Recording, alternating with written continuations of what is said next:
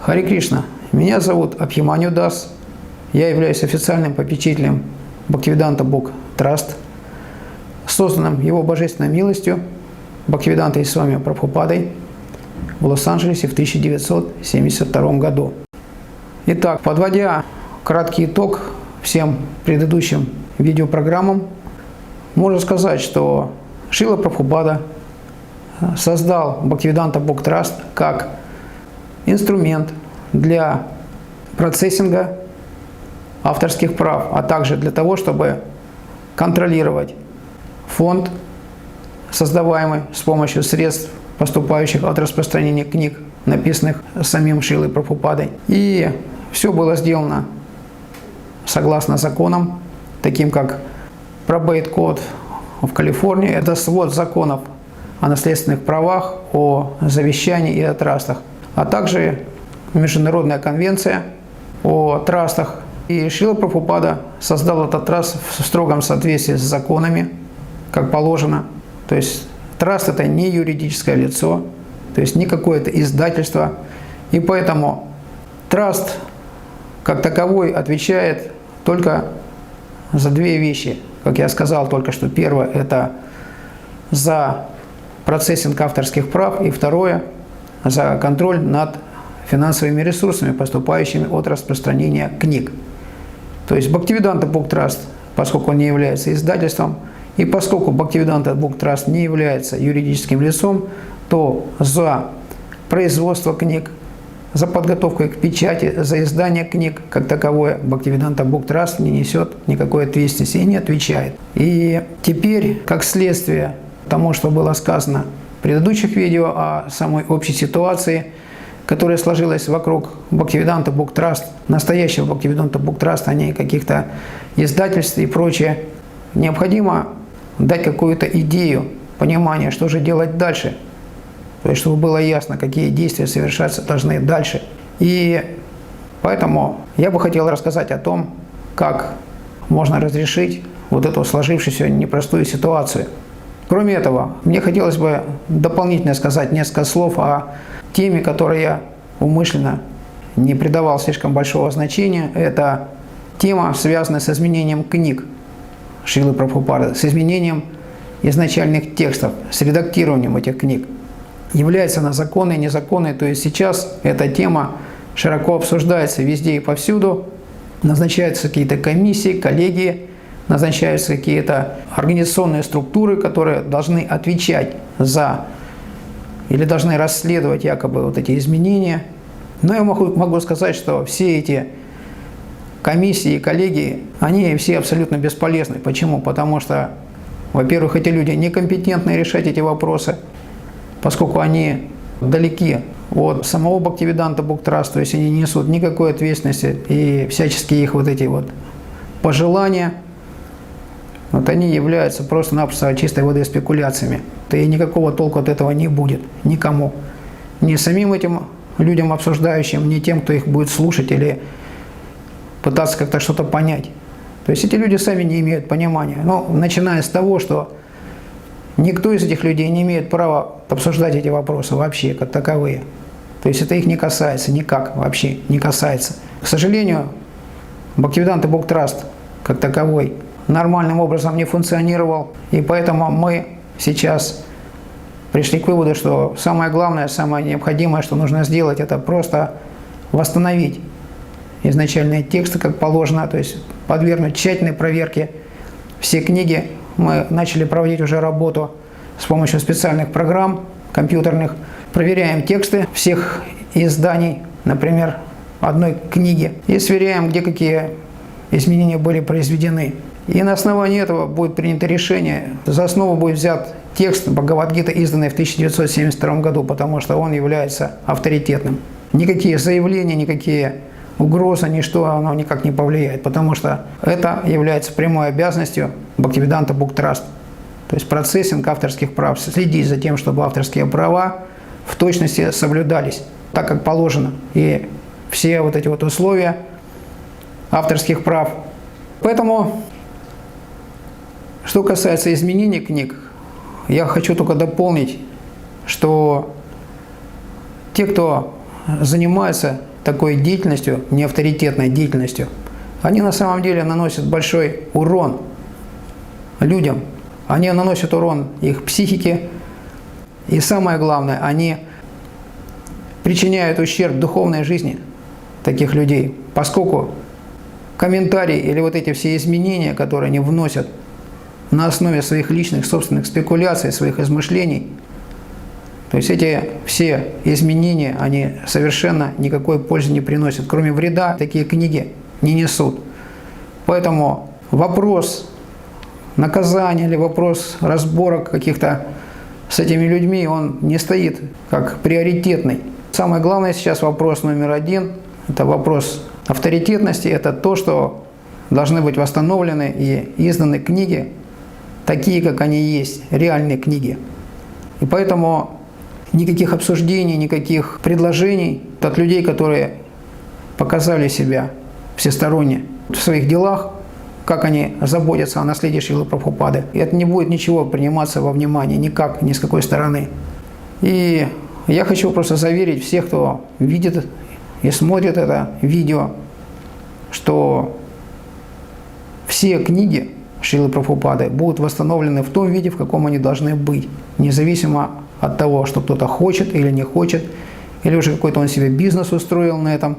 То есть ничто во внимание приниматься не будет. Особенно мнение таких людей, которые всесторонне показали себя, что они пытаются фактически уничтожить и ликвидировать наследие Шрилы Прабхупады всеми путями и способами. И поэтому сейчас я хотел бы рассказать о том, как должна осуществляться эта деятельность. Вот самое главное, это не нужно устраивать каких-то революций, призывать к какому-то бунту, потому что, опять-таки, в такой ситуации это не приведет ни к какому результату, кроме плачевного результата. И я сейчас дам некоторые идеи, основанные на тексте самой Бхагавад-гиты, как Шрила Прабхупада объясняет, как решаются такие проблемы, как сам Кришна объясняет, как решаются такие проблемы. И фактически не нужно строить никаких планов, не нужно строить никаких грандиозных прожектов, потому что планы как таковые, они не нужны. У самого Господа есть свой план, самый совершенный план. И все сводится к тому, что нужно просто принять этот план и исполнять этот план, согласиться с этим планом. Вот это самое важное, а не пытаться что-то планировать, считая, что Господь что-то не доглядел. Господь все доглядел, потому что Он знает абсолютно все, Он абсолютно истинный, и, естественно, Он сознает все, что происходит везде, вокруг. И поэтому такие добровольные помощники, волонтеры, которые что-то делают якобы для Него, со своими собственными мыслями в голове, они никакой помощи в этом вопросе не могут принести вообще.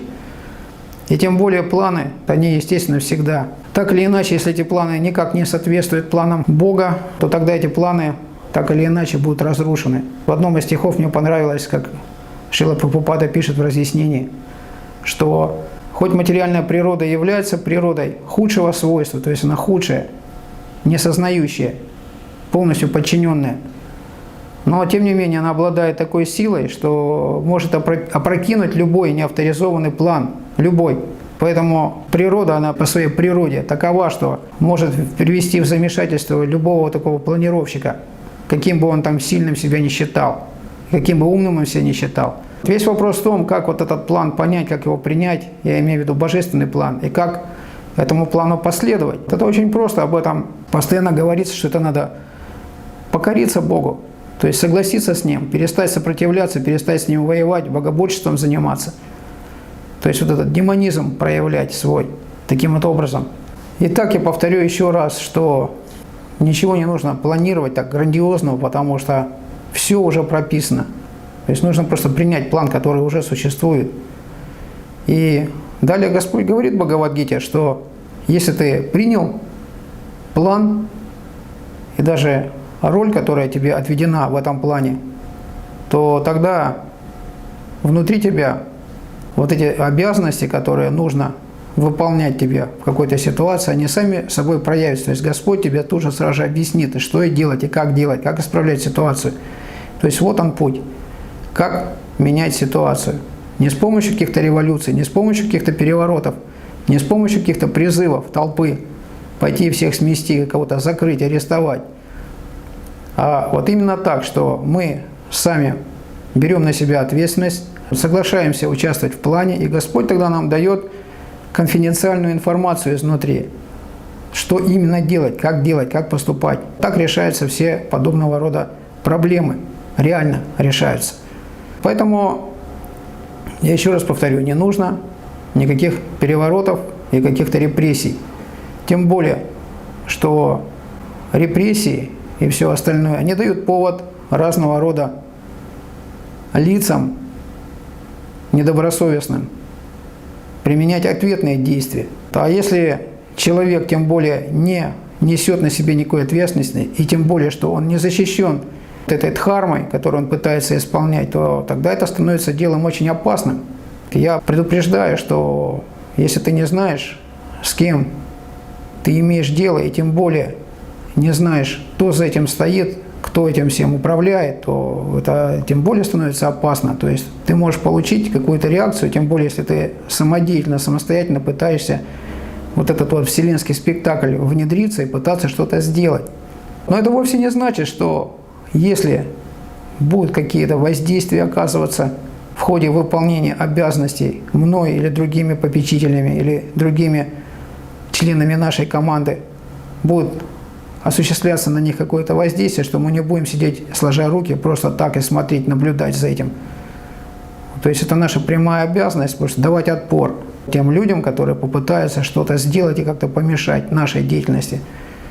Просто я повторяю, что наша деятельность – это дхарма, а ваша деятельность – это карма, это криминальная деятельность. То есть это уже новое и новое подтверждение тому приходит. И, конечно, дальше углубляться, вот я просто описал основные моменты, которые дают человеку возможность понять, что деятельность вот таких лиц, о которых было сказано, и вообще деятельность таких организаций, она несет угрозу, в особенности угрозу духовной жизни человека, психическому здоровью человека. Поэтому у человека, который эту информацию узнал, он должен хорошенько обдумать и понять, что для него существует угроза его нормальной жизни. И поэтому эту угрозу он должен постараться тоже самостоятельно к этому принять сведения и самостоятельно попытаться от этой угрозы избавиться, так или иначе. Но это не означает, что идти и с кем-то сражаться. Если надо будет, то Господь создаст ситуацию, и сражаться придется, и дерзко сражаться придется.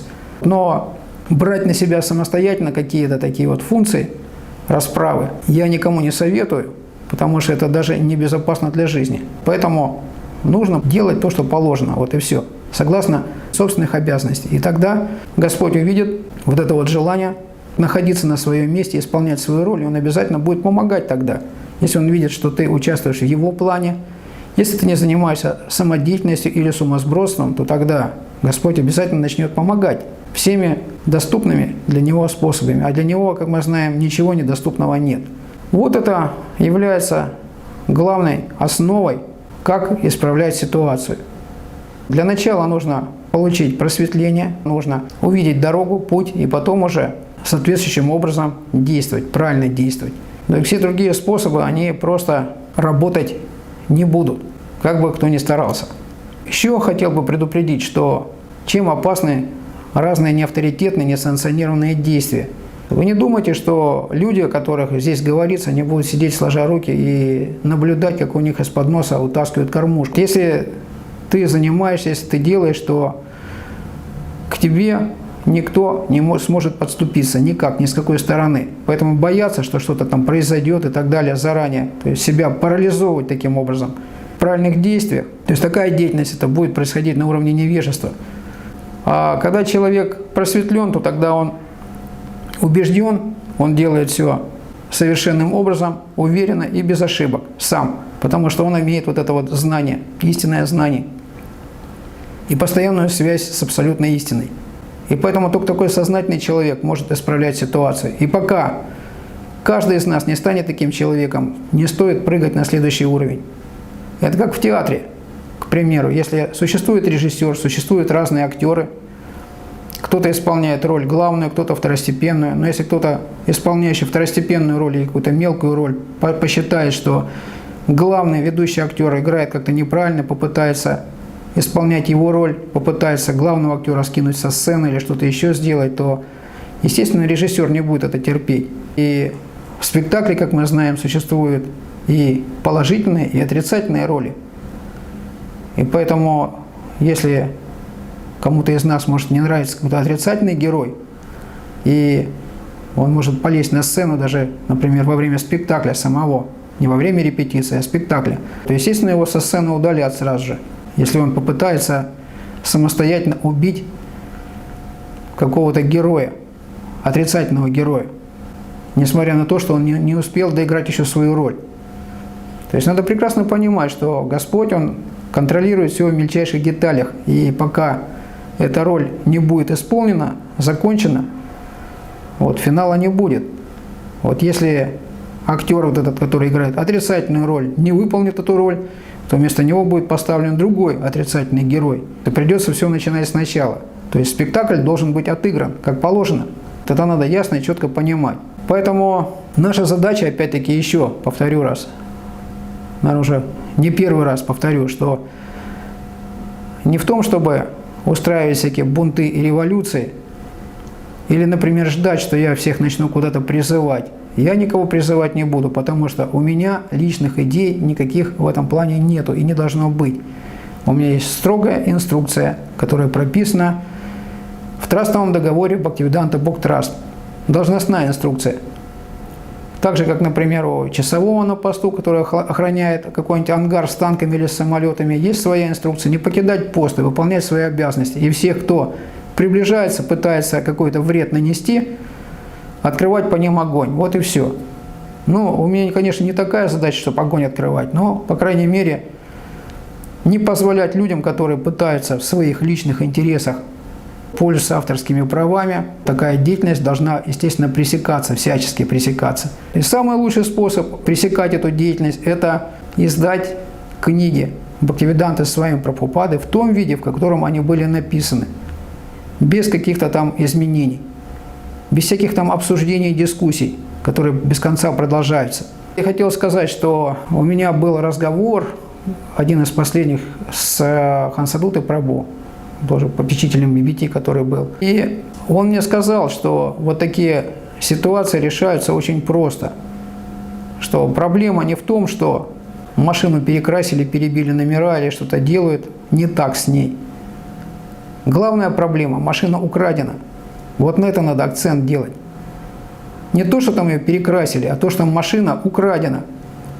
А вор, естественно, не может правильно пользоваться тем, что ему не принадлежит. Вот это надо четко каждому себе уяснить. Вот этим всем деятелям надо себе уяснить, которые продолжают упорно думать, что ничего не случилось, и мы будем продолжать. Раз ваши все вот эти вот змеиные поползновения, они уже выявлены, раз что-то уже происходит, раз не только один я уже знаю, я повторяю, уже знают многие, и кому положено знают, что происходит. И тут только остается одно: либо принять эти правила игры, либо сойти со сцены. Потому что главный режиссер, все-таки напоминаю, что сам Господь Бог, Кришна, высочайшая персональность Бога. Вот кто является главным режиссером. Вот это слово «персональность» надо понимать правильно. То есть это не личность, потому что в нашем, вот в русском языке, к сожалению, эти два разных значения объединяются одним единственным словом – личность. Но если посмотреть словарь толковый русского языка, личность – это субъект взаимоотношений, это одно значение, то есть лицо какое-то, индивидуум. А второе значение – это набор каких-то качеств, поэтому говорят: о, это личность. Это означает, что говорят о каких-то качествах, то есть которые описывают, что это за личность, какая она личность.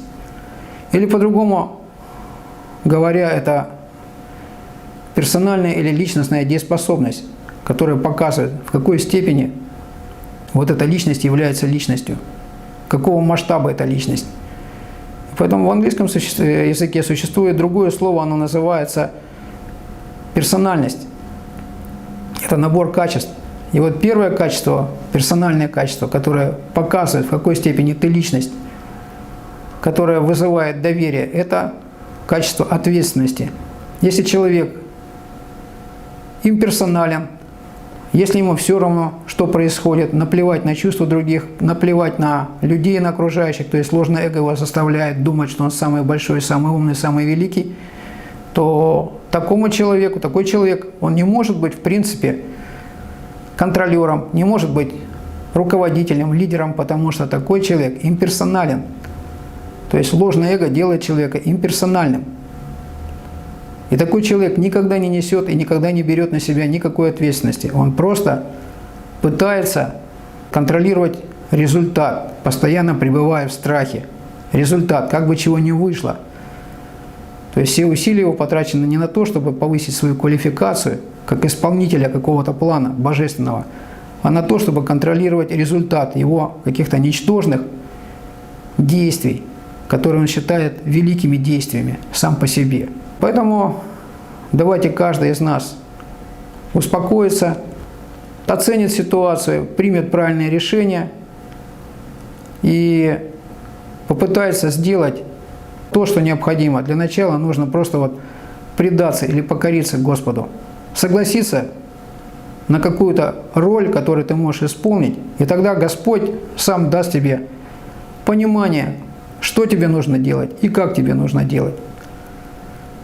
Вот хочу еще также сказать, что нам, в нашу команду, не нужны какие-то последователи фанатичные, которые будут что-то там делать без понимания.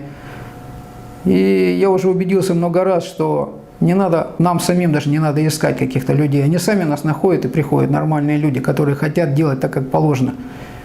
Потому что мы приняли план Господа и стараемся в этом плане участвовать так, как положено. И Господь, естественно, посылает других людей, которые также хотят участвовать в этом плане, в божественном плане, не в каком-то своем собственном какого-то человека плане, сумасбродном, ради его какой-то выгоды личной. И тогда к команде присоединяются вполне нормальные, адекватные люди, которые делают это все сознательно, которые с убежденностью и непоколебимо следуют по заданному пути к цели.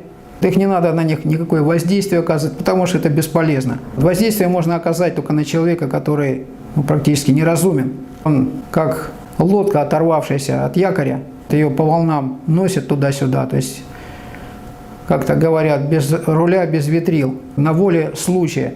Такой человек, конечно же, никакую пользу ни себе принести не может, тем более окружающим. То есть свою команду подбирает сам Господь. Это не наша команда, не наш какой-то бизнес личный там, по зарабатыванию денег.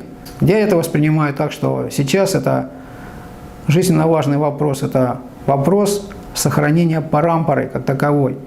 Шрила Прабхупада – это представитель парампоры, поэтому его книги, они должны передаваться так, как они есть, без всяких искажений, изменений, добавлений. Если у кого-то чешутся руки, то я бы порекомендовал им пойти и поработать где-то на отбойным молотком или где-то уголь покопать. То есть не надо никаких революций, не надо никаких потрясений.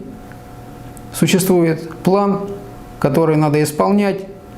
И если Господь сочтет, что ты готов к этому плану по всем своим внутренним моральным качествам, то Он тебя, естественно, к этому плану сам и подключит и присоединит. И тех людей, которые будут мешать этому плану, Он сам лично будет их убирать куда-то в сторону, уводить их в сторону. Вот поэтому не надо слишком сильно на это медитировать, думать, что что-то произойдет, что со мной что-то случится, ну, я имею в виду бояться что-то, чего-то бояться, каких-то людей или каких-то событий. Если мы об этом думать не будем, тогда и не будет никаких событий.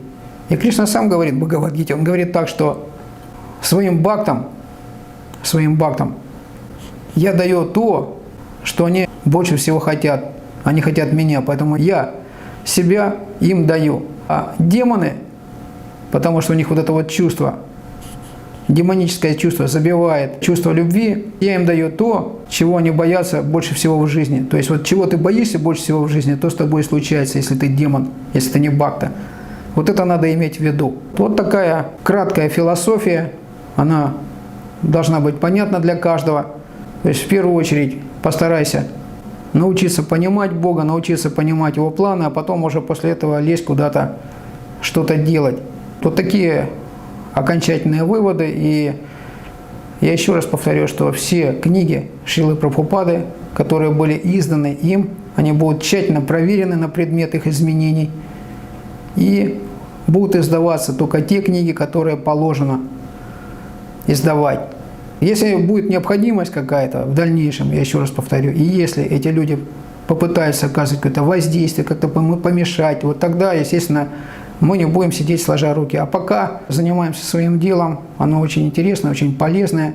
Если кто-то почувствует необходимость оказывать какую-то помощь, то, пожалуйста, мы будем рады, мы посмотрим. Если человек нормальный, то, естественно, мы никогда не будем против сопротивляться, потому что настоящий бхакта, он всегда делится. Он дает возможность каждому человеку почувствовать вот этот вкус, высший вкус служения Богу. Он никогда не будет жадничать. Это только демон пытается все себе присвоить. Вот о чем я хотел сегодня сказать. Харе Кришна, спасибо за внимание.